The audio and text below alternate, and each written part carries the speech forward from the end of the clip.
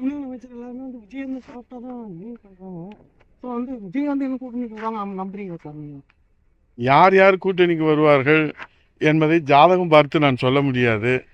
எல்லோரும் திராவிட முன்னேற்ற கழகத்தை எதிர்ப்பவர்கள் எல்லோரும் அண்ணா திராவிட முன்னேற்ற கழகத்து தலைமையிலான கூட்டணியிலே அண்ணா திராவிட முன்னேற்ற கழக தலைமையை ஏற்றுக்கொள்கிற புரட்சி தமிழ் ஐயா எடப்பாடியாரை முதலமைச்சராக ஏற்றுக்கொள்கிற அனைவரையும் அண்ணா திராவிட முன்னேற்ற கழக தொண்டர்களும் தமிழ்நாட்டு மக்களும் வரவேற்பதற்கு தயாராக இருக்கிறார்கள். தடுக்க முடியாது. என் ரத்தத்துல தாவேகா தலைவர் விஜய முதல்வராக்குவதை என் ரத்தத்துல ஓடிட்டு இருக்குன்னு செங்கோட்டையன் சொல்றாரு. அப்படியா? நான் அதை பார்க்கலையே. அப்படி பார்க்கல. பார்த்ததுக்கு அப்புறம் விவரம் சொல்றேன். தாவேகாவுடைய வளர்ச்சி எப்படின்னு பாக்குறீங்க? அதாவது ஜனநாயக நாட்டில் தேர்தல் காலத்தில் திருவிழாவில் எல்லாரும் வரதான் செய்வாங்க. திருவிழாவில் நீங்கள் வரக்கூடாது அவங்க வரக்கூடாதுலாம் யாரும் தடை சட்டம் போட முடியாது. திருவிழாவில் வர்றவங்களெல்லாம் வரவேற்போம். சாமி வரம் யாருக்கு கொடுக்குறதுன்றத 2026 சட்டமன்ற தேர்தல் தான். மக்கள் தான் சாமி. மகேசன் தீர்ப்பு, மக்கள் தீர்ப்பே மகேசன் தீர்ப்பு.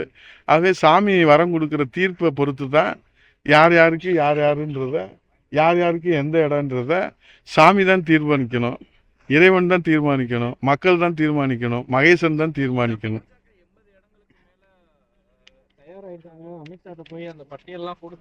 நீங்க மணி பக்கத்துல இருந்து பாத்தீங்களா? என்ன மணி இப்படிலாம் கேள்வி கேட்டீங்கன்னா எப்படி சொல்ல முடியும்? அதெல்லாம் வந்து தலைமை பேசுறதெல்லாம் நம்ம தொண்டர்கள் பார்க்கணும், வரவேற்கணும், அதற்கு பாராட்டு தெரிவிக்கணுமே தவிர அதை விவாதிக்க முடியாது மணி. அவங்க எல்லாம் பொறுத்திருந்து பாருங்க. உங்களுக்கு தலைப்பு செய்தியா சொல்லுவாங்க. பாரதிய ஜனதா தேசிய கட்சி எத்தனை இடங்களிலே போட்டியிடுகிறது, அண்ணா திராவிட முன்னேற்ற கழகம் எந்தெந்த தொகுதியில் எத்தனை இடங்களிலே போட்டியிடுகிறது, மற்ற கூட்டணி கட்சிகள் எல்லாம் எத்தனை இடங்களிலே எந்தெந்த தொகுதியிலே போட்டியிடுகிறது என்பதை தலைப்பு செய்தியாக புதிய தலைமுறை உட்பட அனைத்து செய்திகளிலும் வரக்கூடிய வகையிலே தான் புரட்சி தமிழர் ஐயா எடப்பாடியார் வருங்கால முதலமைச்சர் அவர்கள் அறிவிப்பார்கள்.